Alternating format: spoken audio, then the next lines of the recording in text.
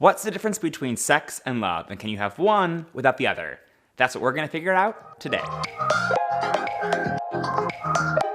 But first, hey there. If you don't already know me, my name is Brian G. Murphy. I'm an activist, educator, and certified relationship coach, and I'm here to help you build and sustain relationships that are fun and fulfilling. So I got a question the other day, and it's one that I see a lot, and so I thought I would address it with y'all here. So David wrote in, and he asked, if you're in an open relationship, how do you differentiate sex from love? How do you not get jealous or self-conscious about it? I've heard a lot about people who have an open relationship and they're able to separate the two. And for this, there are actually two answers to this. Number one is that you separate sex and love the same way that you separate love from any other activity that you might do. I think a good example of this is eating.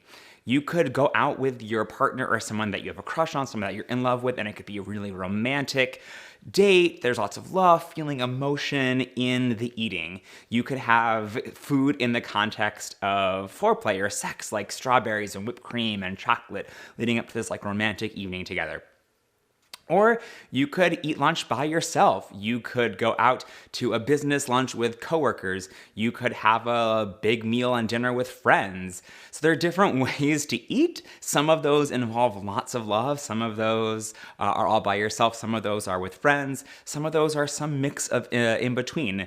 The same is true with sex. Sometimes there's a lot of love present in sex. Sometimes you have sex by yourself. Sometimes it's just for fun. Sometimes it's because it feels good, it tastes good. We've been taught that sex is this like super special thing, and it is, like it can be, but it's also a basic human function.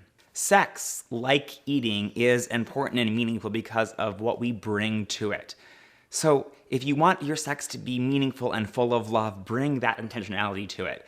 And if you want your sex to be fun or frivolous or just feel good, spontaneous, anything else, you can bring that to it. Knowing that about ourselves can then help us understand that and remember that when it comes to our partners.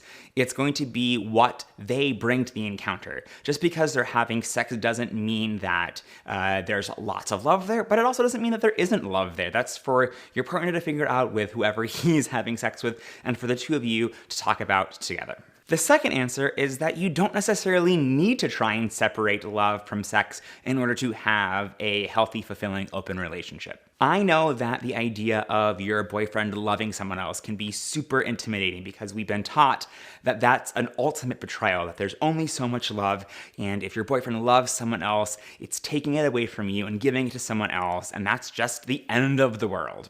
But that's just not how love works, and we know that already.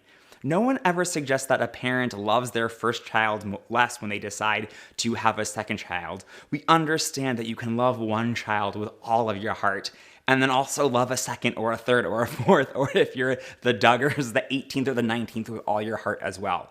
The same is true of romantic relationships, that love is abundant. I found that when guys are scared that if their partner has sex with someone else, it might mean that they love them, and how can they make sure that it's just sex and not love? There's usually some underlying fears and feelings there beyond just, I don't want him to love someone else. So then it can be helpful to get curious about why it's important for you that it be just sex and not love.